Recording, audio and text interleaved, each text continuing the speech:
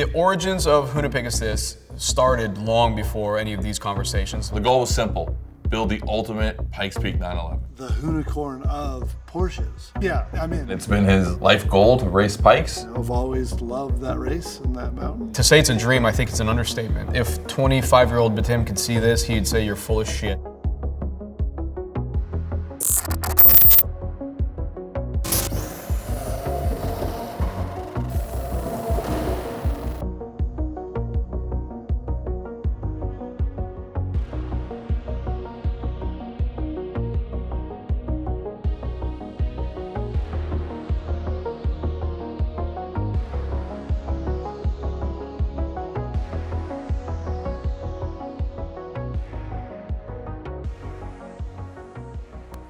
That's where it all starts. Right there, squaring it all up. So Jordan's just laying out the fixtures of the for the back half of Hoona Pig right here, and that's how he gets it all dialed in. Starts there. He's got all the fixtures down here on this table, holding the spine. This is the front floor, lower control arm, and this is what the splitter will mount up to right here. And then that's the main hoop, finished and squared, plumbed in. And I don't know if you could see, like, all of these tubes will come back and intersect back here. This is where the engine will sit here, the gearbox here, rear suspension here. So it's coming along. So first, all the characters and everyone in play here. So obviously, Mr. Ken Block, he's a rally car driver. You know him best from Gymkhana films, and it's been his oddly life goal to race Pikes, and he hasn't done it in the past 16 or 17 years of his career. Derek Dauncey is our head of all things racing for Ken Block and Hoonigan Racing Division. He has such a list of amazing laurels that he's too humble to admit. I mean, this guy's one of the reasons that Mitsubishi took a world championship in rally. So I've been working with Ken for 17 years. I oversee the racing side of Hoonigan Racing. It's been a challenging 17 years, an interesting 17 years, but luckily we've had some great car builds, and Pikes Peak project is one of the best ones we've been involved in.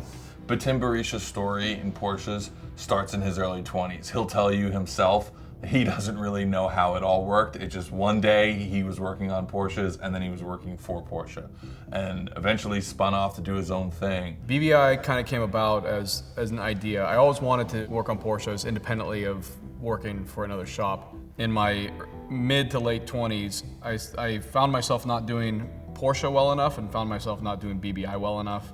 Ended up leaving Porsche full time and running with BBI. I was wildly naive that I could go do it, but anyway, stuck with it, and it's been a long journey to be sitting in front of you guys here. This project started at Pikes Peak 2021. After we took first place in the Cayman Yokohama Challenge, first place in open class with Lucy Point 2, and third place in TA1 with Donahue. The race was over, and I was interviewing Batim, and one of the last things I said is, okay, like, you know, you've podiumed in 3 classes, you know, what's next? I want to build the SVR-SR with Scarbo. Joe Scarbo is an engineer, designer, and the original concept for the Hoona Pegasus is his. It actually, before it was ever named, the idea of taking an old vintage silhouette and give it the performance and technology of a modern car, all-wheel drive, all of that. But we've pushed that to a whole other level. The concept for the Hoona Pegasus is to be the ultimate Pikes Peak 911 special ever built. November 5th, hoping we're gonna get this project greenlit, pitch the idea to the Hoonigans and the powers that be. Let's get this project sold and get to Pikes Peak. He's like, it's a vintage 911, but it's, you know, it's all modern tech. It's all the best tech we can throw at it. So, okay, cool. How much is it gonna cost? I told you the number and you laughed. You actually laughed and you said nobody's gonna want to do something like that. Who's gonna pay for that? Like, how are we gonna put that together? And he's like, well, I was kind of hoping you could help me there. It's like, okay. And at that time, conveniently, Ken went over to VAG. That was, I think, still in the background, but I heard grumblings about it. So I asked Brian, I go, and I think Vin was on the call also, I said, what if Ken drove? Short of them hanging up on me, called me back a day later and said he's actually interested. Brian introduced the concept to me of what the Hoonigan would be, it basically was the unicorn of Porsches. So yeah, I'm in. So most people in the automotive world should know the Ken Block story, right? He's the shoe tycoon who created the Gymkhana films, went on to be a rather accomplished rally car driver, but what most people don't know is what got him there.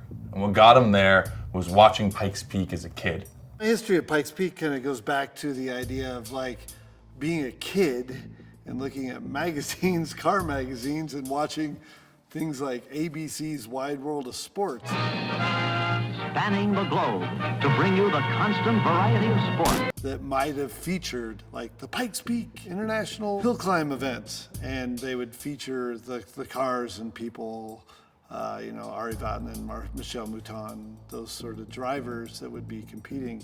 That's kind of where I first started learning about Audi and all-wheel drive cars. So that's what got me interested in rally. That's what got me interested in Pikes Peak, all in the mid to late 80s. It's very cool that there were these moments in time that there were records, and it was such a unique and different race with a distinct danger to it that really caught my attention. But ironically, he never has ran a real campaign at Pikes Peak. He's raced it before when it was part of the American Rally Series, but he's never actually taken a car that was a Pikes special and gone there to chase a time, to chase a record, or to win a class.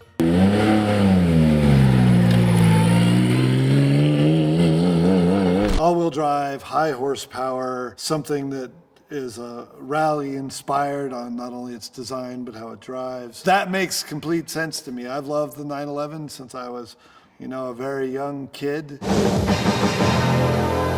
At Porsche, we don't let you buy a car unless we've test-driven it first. I got some good news. This project got greenlit. Funds are in place. I'm getting in a car right now, and I'm driving down to Carl's spot with Joe Scarbo. We're gonna go pick out our weapon. Well, we need therapy.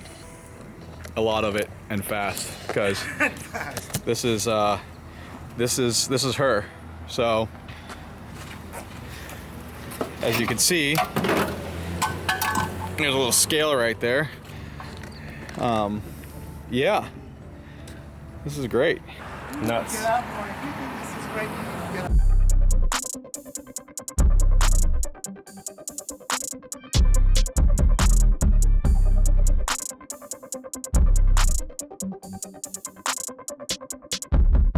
The chassis was built right here in Southern California at Scarbo Performance. They designed and built it all in-house. It's built out of over 300 feet of chromoly tubing. That's longer than a football field. The one fun part about this thing is the engine and transmission are what we call a stressed member, so it doesn't actually have a subframe around it. They take a lot of the load from the back of the car and transfer it right to the front. Once the chassis was fully designed, Scarbo then got all the tubing in, notched it in-house, bent it in-house, and it took them from time that the truck landed to delivery of the chassis to BBI. It was about 14 days, so it's a lot quicker than I could build a Lego set with my son. Underneath this already iconic Trevor Andrew livery, there's some of the most beautiful carbon fiber work you've ever seen. Everything on this car was built in Sweden from a bodywork standpoint, except for the metal roof. But everything else has some of the sexiest carbon fiber work that I've seen in a long time. The coolest part is that it was all made in Sweden, designed here in the States by Virus and Scarbo, and then shipped over to California to our facility where we integrated it with the guys from Virus, and the stuff just fit. And they did it in such a short amount of time that as the chassis was being built, the chassis didn't even have a final design yet. They were already cutting molds because we had to kick this off from such a short time frame, and they just killed it.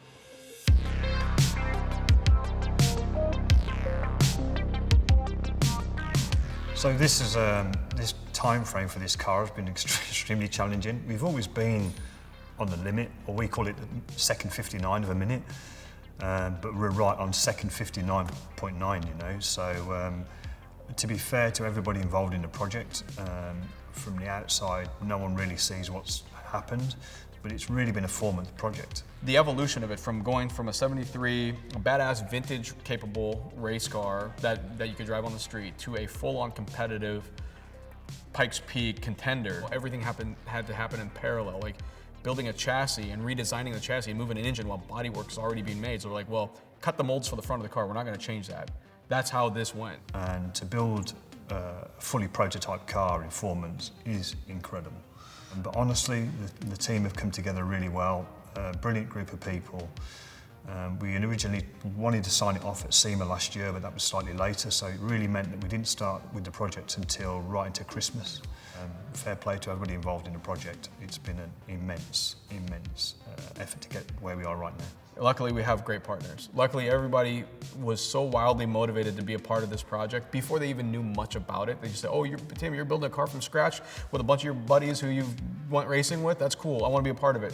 Over the years, we've built these iconic cars that I think have really inspired so much other stuff, right? Not just video game cars, but body kits you see on street cars, stacks and stacks of canards, all these things. A lot of this stuff was developed out of cars that were built to go to Pikes. And this was what, when we looked at the Hoona Pegasus project, it's like we realized, oh, we're gonna get to build an iconic car.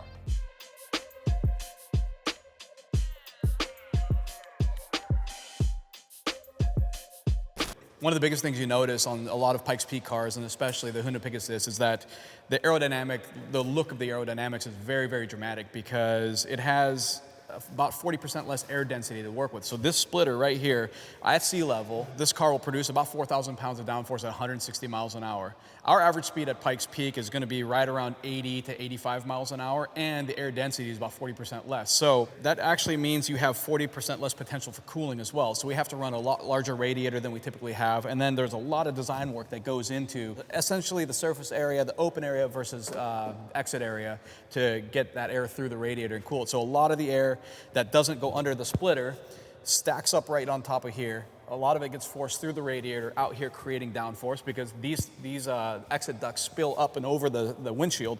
And what you have on the sides that doesn't go around here, you have these two buttresses that lead into these three foils. It's actually a fourth foil, which this end of the splitter is considered one. And these re-straighten the air out. The very back one, any of the air that doesn't go into the wheel well gets shoved up around here and out. As the air comes up and over here, you have this flick, which creates a low pressure zone right here, and you want to evacuate all the air out of here. And then as the air spills out right here, there's a huge inner fender liner right here that flows the air back around here, and you have these what are called barge boards. What these do is they re-straighten the air out because you have such a difference from outside track width to door. So what you want is the air to come back out here. It re-straightens it out and sets it back up to go back up and over the fender. The air that goes underneath the splitter that gets set up all the way in the front, there's this beautiful diffuser and a ramp that leads everything down into these strakes right here. With the strakes, what they do is they energize the floor, they clean up the airflow on the way in, and you see these little lips on some of these cars. They serve two purposes, that if the floor hits the bottom, and you guys heard a lot of Formula One porpoising, well, this allows the air to still travel underneath the car and keep the back of the diffuser energized. Because if you close off all the air, the thing wants to lift back up, then you get the spring effect, and then once it comes back up and it gets re-energized, you get this porpoising. And we've been able to almost eliminate all porpoising with just having Virus do all the studies at different ride heights, and a lot of this is to keep the rear tunnels energized. But anything that comes up over the top, we've had to smooth out all of these lines so we don't disrupt too much airflow over the top of the car, because the early 911 is really actually a hard car to make efficient aero downforce without drag. But there was one thing that I got in a lot of arguments with is I wanted to keep the iconic gutter rails on here, and these are devastating for aero, and Virus and Paul and Eric over there were yelling at me the whole time. But I think it needed that for the look of the car. But as we come back here, we have the scoop that feeds the intercooler, and that solely feeds the intercooler, and that's it. Then as the air comes back down over here, you have these big fenders, which are also a pain to keep air clean and happy over them. So you get this weird shape right here that through the CFD work, it actually helps keep the air attached here without dirtying it up too much for the wing. But as the air flows around here, these are the inlets for each turbocharger. They feed left and right turbochargers, which sit right about here. And you have these two little NACA ducts down here that actually cool off the exhaust manifold. Those are plumbed to the manifold, and that bleeds all the way back off in the bottom of the car. Naturally, air flows over the car. You run into this huge dramatic wing up here. It's a dual element. So with the two elements, we're able to generate more downforce with less drag.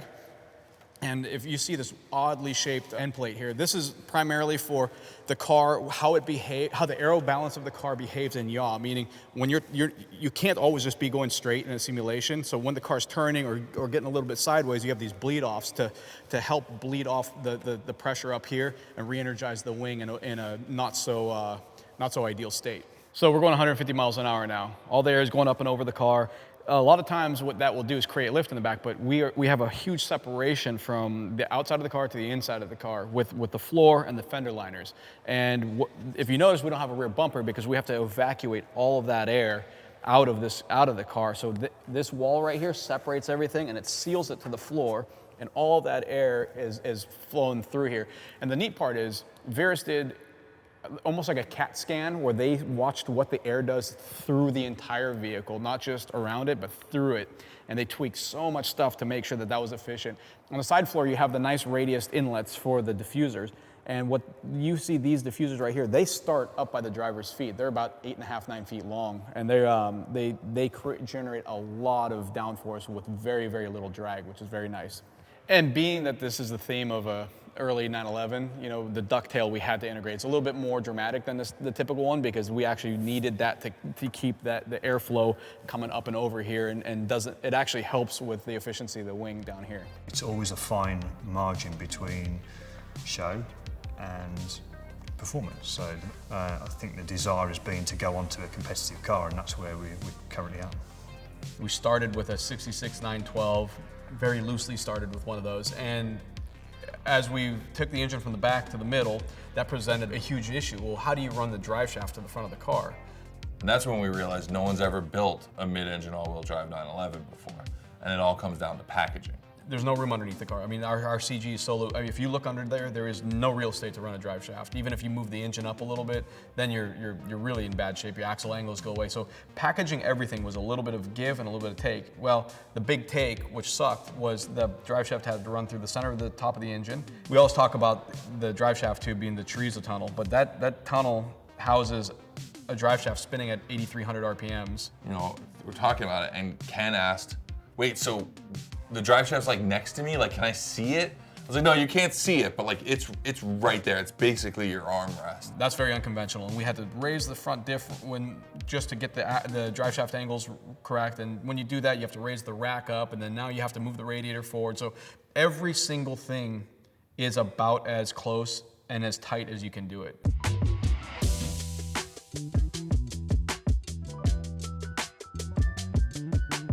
Drivetrain. So this typical silhouette, the 911, is you're gonna find the engine in the back, the transmission in front of it, so kind of in the middle of the rear seats.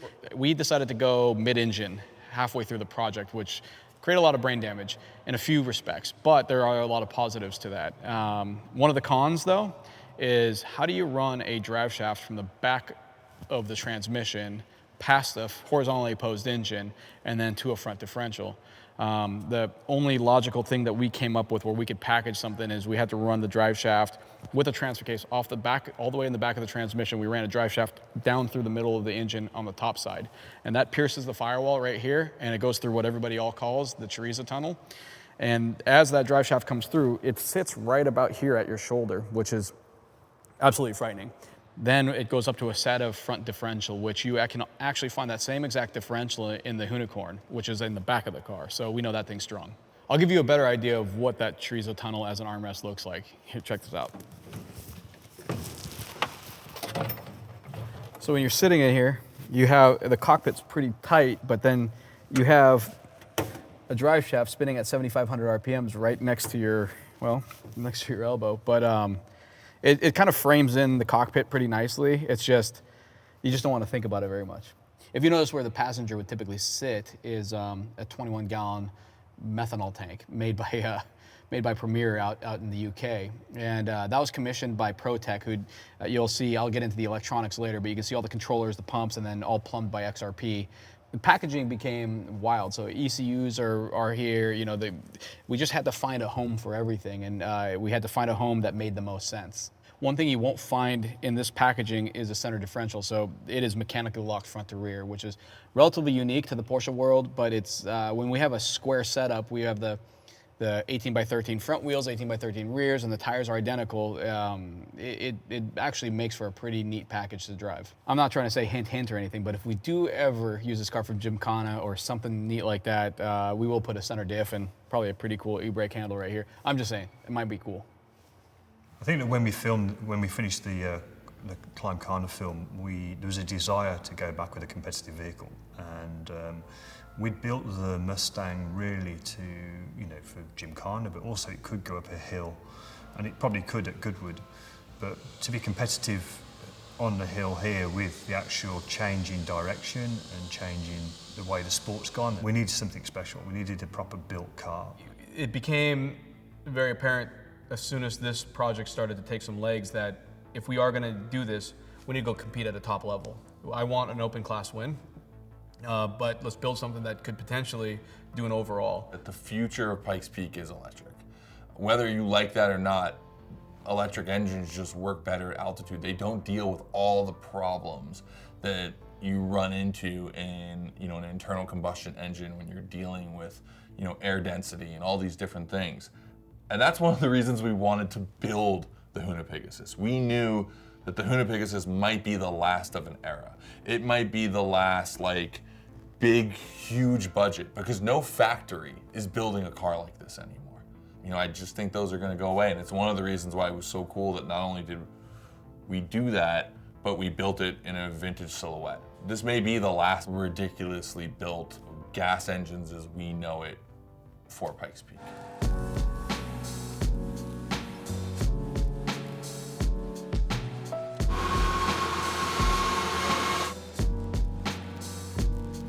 Through the tunnel and over the hill. No, I'm just kidding. Through the tunnel and behind the firewalls where all the magic happens. The engine started life as a 2016 GT3R engine. That's a factory Porsche race car that they ran in IMSA in the FIA GT3. We decided to go that route because, the engine's wild, spins to 9,000 RPMs, has massive ports, a very, very robust oiling system. This is a dry sump system. In this, they call it an MA family engine. The cool part is we got to retain one of the carbon fiber oil tanks from the GT3R program also. Holds about 12.6 liters of oil, and it's really cool to look at. Another piece of information that really stuck out with me is about how many miles and hours of testing Porsche has on the bottom end running Mobil 1 oil. So Mobil 1's always been the factory fill on the GT3R engine and most of all of the other engines that Porsche does. So when we reached out to Mobil 1, they told us, hey, look, the tech team said, these are the clearances you're going to want to run. This is what you're going to want to do. This is the oil you're going to use. And it all just kind of made sense to keep everything in that family of endurance and just massive amounts of mileage and testing. So boost, it all kind of starts at those wing windows that we talked about earlier, where the quarter glass, typically you'd be able to look inside the car. That's where an engine is. So that feeds the two Garrett Motorsport turbochargers. They're quite large. They're the biggest actual Garrett Motorsport turbocharger that they've produced, and they're unbelievably light. So that's why we went with them. Super light packaging and tight packaging, which is nice. They are fed by the engine through the 3D printed Inconel headers and a Garrett wastegate. That's what controls the boost itself through two MAC valves and obviously back through the M142 ECU. And then that's fed through two exhaust pipes that discharge out of the rear deck. Also something you couldn't do with a rear engine car. What makes this whole package nice and what I'm leaning on is 21 gallons of methanol. So the methanol itself, we have 3 injectors per cylinder, 2 of which are port mounted injectors and one's a direct injection system that came original on the GT3R package. That has a tremendous cooling effect. Sander from Obsidian, he's the guy who does all of our setups and calibration and all the wiring. He looked at the exhaust gas temperatures and they're about 300 C cooler than we were last year running E85. So we know it's doing its job and keeping a real cool combustion chamber. That was all designed by ProTech out in England, and they got all their specs from Sander after he started doing all of our calculations from what we saw last year that he based in the fuel burn for methanol. After Sander calculated what our fuel consumption will be at full throttle at sea level, that would be 1,400 crank horsepower. If we were to hold this thing at full throttle at 1,400 horsepower, 6th gear, wide open, 170 miles an hour, this thing would be consuming a gallon every 6 seconds.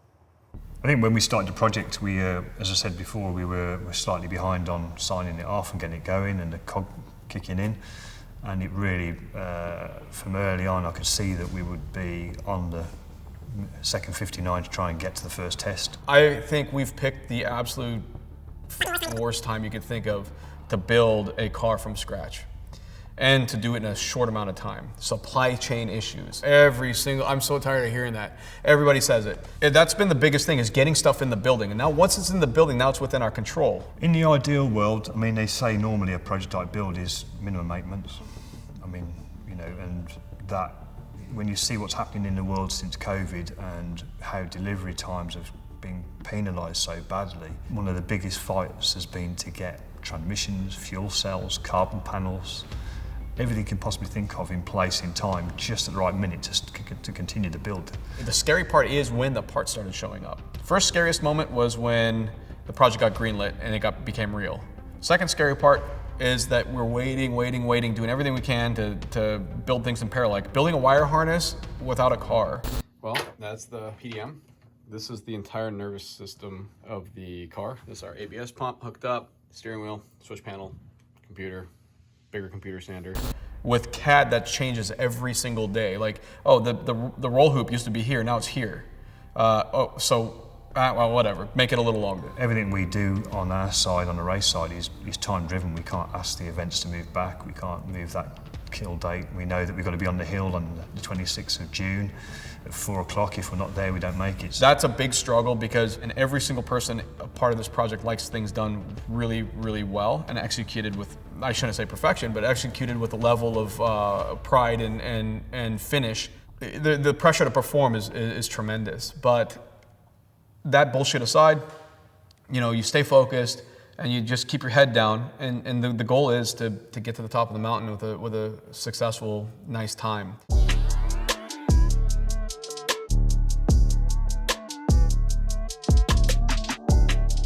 So we addressed all the fun stuff, all the aerodynamics, but in order to get aerodynamics to work and all of the hocus pocus that goes with it, you need mechanical grip. And you need mechanical grip to achieve the speeds, mid-corner and exit, in order to activate that aero. So that all starts here.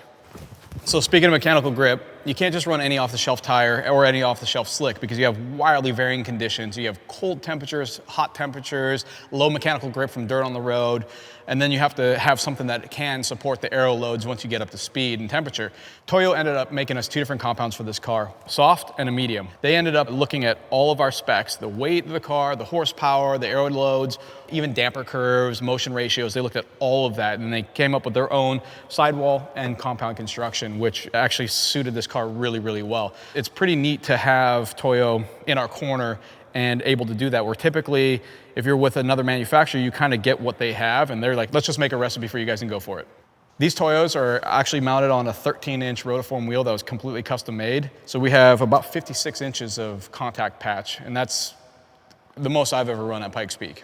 Rotiform came through in a really, really cool way. They had this wheel custom built literally a week after we started this project. They looked at all the theoretical loads, and they asked a lot of really cool questions about how we're gonna do this. And they built our wheels last year, and these are considerably lighter and a lot stronger because we've never seen forces generated on a car as much as we are going to do on this thing. So Rotiform ended up making us a pretty unique wheel that has about a 40 millimeter cross section to it, so it's wildly deep in the forging profile, but we were able to run a real thin spoke, and you got a lot of essentially like I-beam strength out of that. The other part is the hub is fully drilled out on the backside to minimize weight, but still maximize the strength. And we have a portion of the wheel that is about a credit card distance away from some of the suspension, so you have to have a lot of barrel rigidity, and trying to keep a wheel light was pretty challenging for them, but they came through. It's an 18x13 center locks. It's only 8.6 kg, so light, strong, rigid. It's the best of all worlds. While we're talking about unsprung mass, let's look at the brakes. It starts with this Surface Transform custom ceramic rotor that they built for us that is almost indestructible in those conditions. The challenging part here was getting a rotor that's a ceramic rotor and a pad compound that can start at almost dead cold temperatures and have tons and tons of initial bite and then carry through the heat range all the way up till they're almost glowing. Usually I don't care, but the pad and rotor combo is some super secret trick shit that we can't really talk about. The brake caliper is a 6-piston PFC design that's performance friction, US-made caliper. You find a lot of these on some of the factory Porsche race cars, and we've run them in the past since 2019, 20, 21, and 22. We've run them every year at Pikes Peak that we've competed under our umbrella.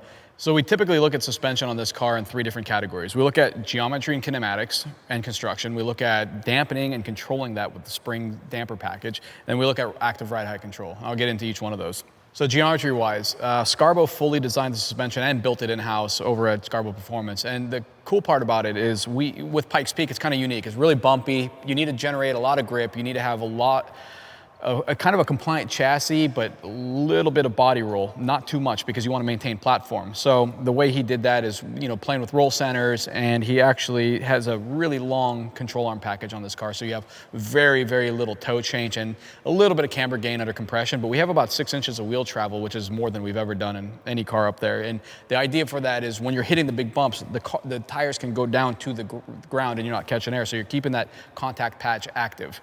As you look at the corner, the whole upright, the knuckle, is a full bespoke billet thing that was made at Scarbo as well, all in-house with a camber plate. The cool part is we're able to adjust camber on the fly without changing toe, just with the shim packs here.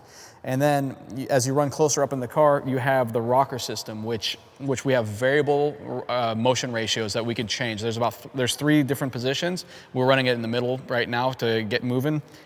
As the wheel travels up and down that 6 inches, the damper isn't moving 6 inches. So there's a ratio there that you want to work with. And that's how you can calculate spring rates and loads and all that fun stuff. So KW really came through. We reached out to them and kind of gave them the layout of this package. We had a really unique one with the motion ratios and the amount of wheel travel we have, and we need to control it really, really well. They built us their new solid shaft design damper, which is a 4-way damper. So it has 2 low-speed knobs and 2 high-speed knobs. One is for the compression, one is for the rebound. So you can control low-speed and high-speed motion of the damper in rebound and compression all independently. We use all that information so we understand where the car is as far as a platform and where each wheel is independently moving. And it all goes into the Motec M142 that Obsidian has in there controlling all of our suspension stuff. But I'm going to get more into that here in a second. The third part about the suspension that we're talking about is what we call Project Ramrod. Scarbo came up with kind of a unique design. It's a little agricultural, as we all see, but it works really well. We use a hydraulic ram, a pump, and a control valve that's all controlled by the Motec. And you can utilize this to maintain ride height. As you have a relatively soft chassis and you start to go up in elevation and you start to get a little bit faster in aerodynamic loads, you can change the ride height of the car and have a targeted ride height and have the car hit it at all times. We use that 1 laser in the front, 2 lasers in the back. And then we use a 5th and 6th linear potentiometer to monitor the ram position as well. And this, through a control strategy that Obsidian came up with, really is pretty neat. This sounds lame, but one of my favorite parts is that we can raise and lower the car just to get into a trailer. So that's really, really nice with all the overhang. But that's not what it's there for.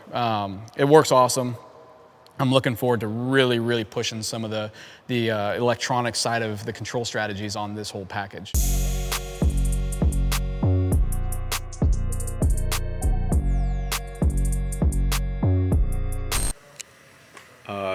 Not sure what time it is, but it's not late tonight, it's early tomorrow. The guys are wrapping the car now. It's looking good, it's really good. Show you a sneak peek, but by the time you see this video, you've definitely already seen this car all over the place. Hopefully you've seen this thing racing too by now, but check it out.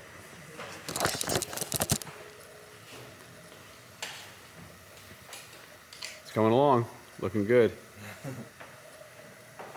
We knew that the actual build for the Hoonipick was going to be art in itself. It's one of the craziest builds I've ever seen, and I've been around a lot of amazing builds, from the Hoonicorn to the Warthog we've done here, but we knew that we needed to do something with the Hoonipick to really set it off. We started talking about liveries. I mean, you look at this thing in bare carbon and you almost don't want to cover it. It was so sexy kind of as it sat. We wanted to kind of give it something that really took it to the next level. Enter Trevor Andrew, Gucci Ghost. His backstory is he was an Olympic level snowboarder turned musician turned artist who eventually started working with Gucci, became known as Gucci Ghost, and oddly traveled in all the same circles as both myself and Ken. We have all these mutual friends. Well, when I was going through Trouble Andrew's original art, he had a big variety of different things. One of them was a really bright pink version of a livery on a car. And I kind of brushed it off because I thought there were better things, right? You know, I immediately connected with pink, and you gotta look back at the 917 and realize that, like, the Porsche was called the Porker, and it was sort of known as the pig. The Germans celebrated it with this particular livery, and it's kind of one of these famous liveries, and in a weird way, even though Trevor knew nothing about that livery, it all sort of just packaged together, and there's something about the livery that has like a few punk rock element to it that you just wouldn't expect that to be on a world-class Porsche build, and that's kind of my favorite part of the whole thing. When the car was revealed in LA, it was incredible. It was more the reveal. I'd never been to a reveal like that, and I didn't know what to expect. And my family and friends were all there, and they're like, "Holy shit, this is real!" And that was the point where now it's in front of the public's eye. There are no options to not show up. Now it's, look, dig down, dig deeper than what you thought you were doing. A lot of work now. Turn it up, and it put a level of precedence to the entire effort. It showed me how much everybody believed in this.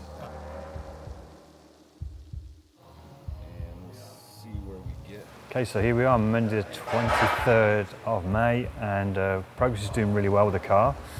We won't be testing tomorrow. It's just not going to reach out that far. So yeah, boys are working flat out. Been working over the weekend, and progress is really good. But fabrication work takes so long on these cars, prototypes. So we're going to push the test back slightly to try and get the car done rather than go testing and coming back and having to do more work and not have the car complete. So. Playing about with the schedule, but BBI doing a great job. The boys here are flat out working on it, so yeah, she's getting there. We'll be testing the hydraulics out here shortly. Power steering will be tested. Electronics are tested. So we're just cranking.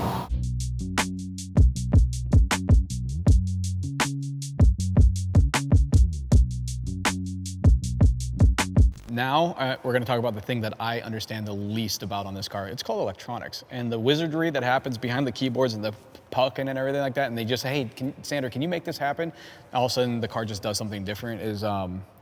It's a lot. So early on in the project, we had essentially a huge amount of information that we needed from the car. And to handle that, I just asked Sander from Obsidian. I said, "Hey, bud, this is what we're gonna do. I need you to spec it out. You have free reins on this thing. You're gonna do whatever you want because I don't know enough to actually tell you what this thing needs." So he said, "I got you, say no more." And he went to town on this. So he enlisted Motec for the ECUs, Bosch for the PDM, which is right here, and that's what controls all the power distribution.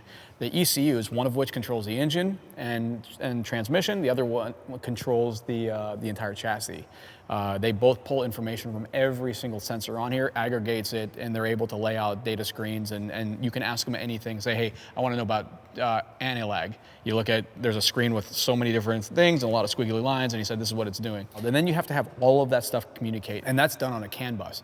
And what that does is it sends information across 2 wires to each module and sensors and all that fun stuff. And we have one of the longest CAN buses that they've ever made, and which had a few challenges in itself. In order to connect everything, Sander reached out to one of his close friends, Kevin, at KSV, and KSV decided to take 4.5 miles of wire. If you took every wire end to end, it'd be about 4.5 miles worth in this whole mega spaceship of a car that we've done. I think it's impressive. He used really, really high quality lightweight wire, and that was something that we had 0 problems with. That's another thing that just showed up. We plugged everything in. Sander had to tweak it because a lot of things happened and were designed in parallel, so we didn't have a car when Sander was laying out the harness. And he had to do it in CAD and in space and theoreticals, where we're gonna put things. And then halfway through the build, Sander's like, the fuel cells where I wanted this. And so we had to improvise, but they've done an incredible job on this thing. And like I said, it's the thing I understand the least amount. Is probably the most impressive thing in this car. All right, so today is supposed to be load-in day, which means this thing's supposed to be headed to Pikes today. So anyway, I just came to drop off donuts. That was really it. That's all my job is today. I had these guys pulled an all-nighter last night. They got everything to put it back together right now. I think we're in the middle of doing systems check and putting all this stuff back on. So, came down with the little dude and getting ready and see these guys in Colorado in a week.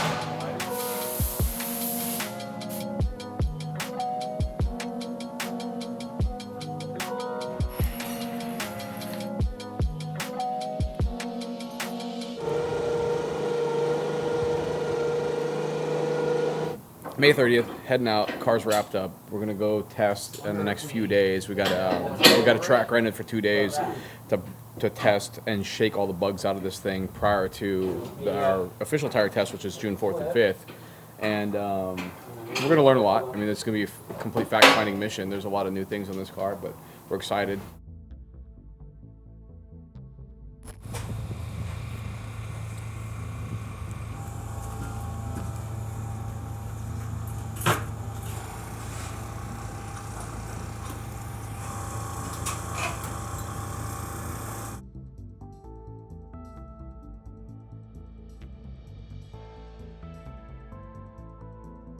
Pikes is one of the most extreme and unique events that we have here in America, if not the whole world. Not only is it you versus nature in one of the scariest situations, not only is the environment taxing on the car, but also the human as well. It's cold, it's hot, you're lightheaded, you're tired. It's just a barrage, an attack on all your senses. But people spend an entire year building cars, training for this testing to get there and have one chance, just one shot. You don't get a second chance. You don't. You just get to stew on it for the next year. You don't get to blow the fifth corner and be like, wait, I need to go back. I blew that one, so I want to start over. There's none of that. You either crash out on turn 2 or you make it to the top and you carry the flag down. If you're lucky, you get to make it to the top. And if you're really lucky, you get to do well. You work for a year straight trying to figure this out, and you're imagining every single day what it feels like to win or lose. And then nothing really matters, because halfway up your run, it could rain on you. And it won't rain on your competitor who's 10 minutes behind you or 10 minutes in front of you. I've been a part of that. So the Pikes Peak International Hill Climb takes place at the Pikes Peak Highway, which is actually a tourist road. Anyone can go there on a regular day, pay, and drive to the top. But the actual race takes place on the last 156 or so turns. It stretches for 12.42 miles. The top of that mountain is 14,000 feet. There's very little oxygen. So I train here at home. I live at 7,000 feet. I ride my bike at 10,000 feet. That is what makes this so special, because this is painful. It sucks to spend time up there as a human. Cars don't make as much power. Everything works different. The air is so thin that aerodynamics work different. At the end of the day, like, when we race, there's an incredible team effort. But at a certain point on Sunday, late in June, that team effort stops and I get in the car and it's on me. I have to learn the lines, I have to learn the braking points. I have to give the feedback to the team of what the car is and isn't doing. So it really is a thing that kind of weighs heavily on myself, that I have to be ready and prepared, because if I'm not doing my job, nobody else can do their job, and our end result won't be what it should be. But also, if the car isn't developed and at the right level, I can't do my job at the maximum level. I swear, if you plan for shit to go right, you're an idiot. You have to plan for adversity. You have to, and whatever you're planning for, that's going to be 40% of what you actually have to go through.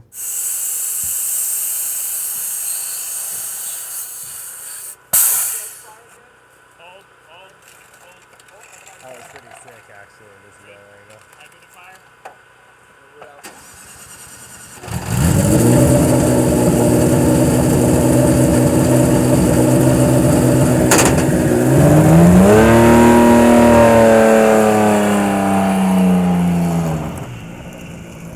Sunday morning we wake up, we go to tech, made it through tech swimmingly.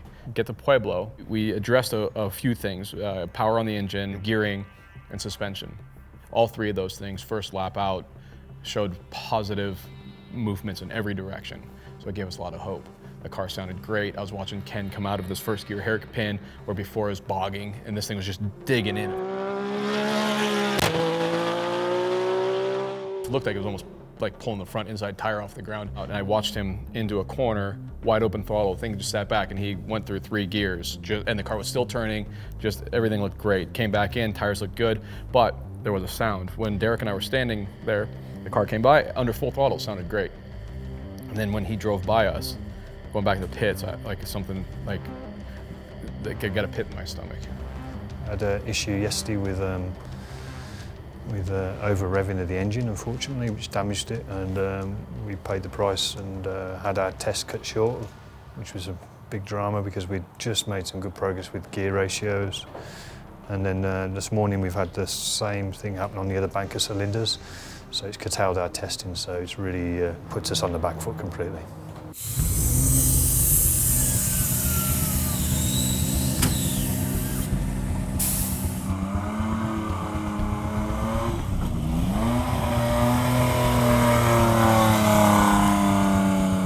Comes back and he's happy, it's good. We've turned a corner, so big effort to get here, so brilliant result. Let's just see if we can push on with that today and carry on successfully.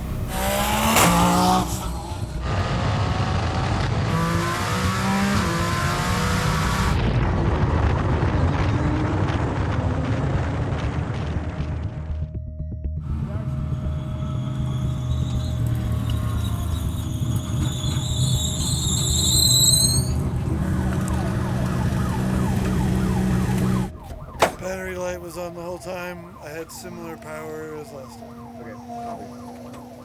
Well, unfortunately, right at about midway up his first run, car sounded great leaving the line, everything sounded good.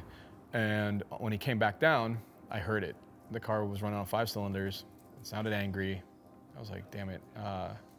But he drove it down. He was like, yeah, it just has a misfire, you know? I heard it and I was like, oh, we're done. So we loaded the car back up, got back down here and just immediately tore into the car. We find out the engine's broken, and from a hopeful standpoint, I start racking my brain. The whole team starts putting their heads together. Well, what is it going to take to fix this? And we knew we needed a head because we knew that head was scrapped. We knew we needed a piston. We lost a turbo because a chunk of the valve took it out, and these are one-off turbos that Garrett made. Just so happens they made some extra parts, so there was hope. I was like, okay, we can do this. So Derek met me here at 2 a.m. and we saw the scoring on the cylinder, and there's a big dent right in the middle, 2 big dents. One is far down the bore, which I could live with, but the other one was really in the quench, right in the tight part of the compression cycle, or the compression stroke. And we're like, we can't run this. Because I've tried it before.